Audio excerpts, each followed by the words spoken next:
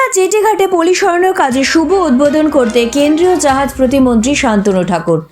উদ্বোধনে এসে তৃণমূলকে তীব্র আক্রমণ। হলদিয়া জেটি ঘাট পরিদর্শনে কেন্দ্রীয় জাহাজ প্রতিমন্ত্রী শান্তনু ঠাকুর। বিকালে Haldia Inland Waterways Authority of India jetty ঘাট পরিদর্শনে এলেন।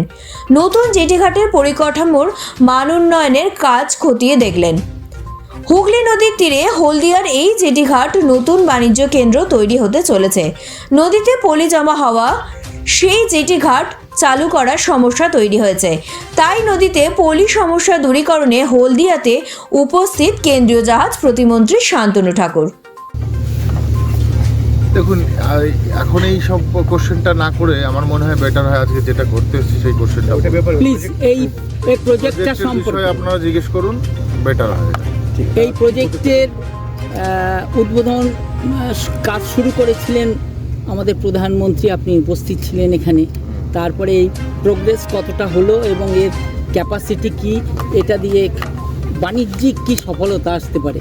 দেখুন, মাননীয় প্রধানমন্ত্রীজির নেতৃত্বে গঙ্গা বিলাস যে অভিযান হয়েছিল তার মাধ্যমে আমরা একটা ট্রায়াল করেছিলাম যে আমরা বেনারস থেকে ডিব্রুগড় পর্যন্ত আমাদের যে গঙ্গা বিলাস চলেছে তার মাধ্যমে আমরা একটা ধারণা নিয়েছি যে, কারণ বহুবার শোনা গেছে যে এর ভেতরে সিলটেশন পড়ে বিভিন্ন সমস্যা তৈরি হচ্ছে, কিন্তু অ্যাকচুয়ালি সেটা নয়। আমাদের সেই যে সফরটা সেটা সম্পূর্ণভাবে ভালো হয়েছিল। এখন বিষয় হচ্ছে যে মাননীয় প্রধানমন্ত্রীজির যে চিন্তাভাবনা আছে যে হলদিয়া থেকে বারাণসী পর্যন্ত এখানে ছোট ছোট ব্যবসায়ীদের, এখানে মানুষদের নিত্য প্রয়োজনীয় যাতে যাতায়াত ব্যবস্থা সুবিধা হয়, তার জন্য নদীর যে নাব্যতাকে আরও বেশি পরিমাণে সুন্দর করবার জন্য আমরা এই ড্রেজিংয়ের ব্যবস্থা করেছি। প্রায় 5,000 কোটি টাকা খরচ হবে আপনার হলদিয়া থেকে বেনারসি।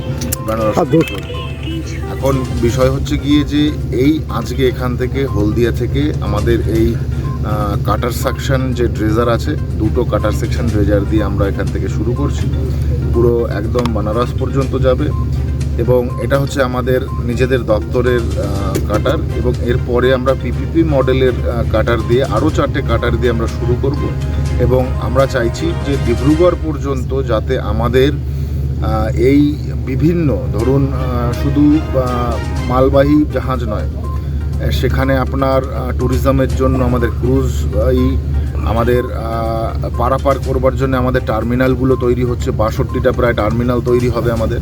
তো এই এলাকাটাতে যদি আমরা এই সফলতাটাকে নিয়ে আসতে পারি, আমি মনে করি যে পশ্চিমবঙ্গ তথা এই কটা রাজ্যের অর্থনৈতিক দিক থেকে, যে কটা রাজ্য থেকে আমরা বিলংস করব, অর্থাৎ গঙ্গা যে কটা রাজ্যের উপর থেকে বয়ে গেছে, তো বিশেষ করে এই কয়টা রাজ্যের উপরে ইকোনমিক্যালি সবচেয়ে বড় এফেক্ট পড়বে, এটা আমার মনে হয়। যার জন্য মাননীয় প্রধানমন্ত্রীজির এই সদিচ্ছাকে আমরা পূরণ করতে চলেছি। আগামী টার্গেট কি রয়েছে, আগামী কবে থেকে পরিবহন চালু করবেন বলে মনে হয়? না, পরিবহন অলরেডি চলছে। এটার পরিমাণ বাড়াতে গেলে আমাদের ড্রেজিংটা প্রয়োজন, কারণ নদীর সব জায়গাতে নাব্যতা সঠিক নেই। আমি তো উদাহরণ দিয়েই বললাম যে যখন গঙ্গা বিলাস গেছে তখন সেটা সুন্দরভাবে গেছে, কিন্তু আরও বেশি পরিমাণে যাতে আমরা বিজনেস বাড়াতে পারি, ভ্যাসেলসগুলোকে আমরা সঠিকভাবে যাতায়াত করাতে পারি, লোকাল বিজনেসগুলো বাড়াতে পারি, তার প্রচেষ্টা আমাদের চলছে। যার জন্যই এই আমাদের ড্রেজিং আমাদের IW এর পক্ষ থেকে এটা করা হচ্ছে। আমাদের সঙ্গে চেয়ারম্যান, এখানের ভাইস চেয়ারম্যানও আছে, আর আমাদের ভাইস চেয়ারম্যান অফ IWIও আছে। Sponsored by Vishal emporium. যুগ বদলেছে জীবনের ধারা, তাই নিজের ঘরকে শৌখিনতায় মুড়ে ফেলতে চলে আসুন। Co-sponsored by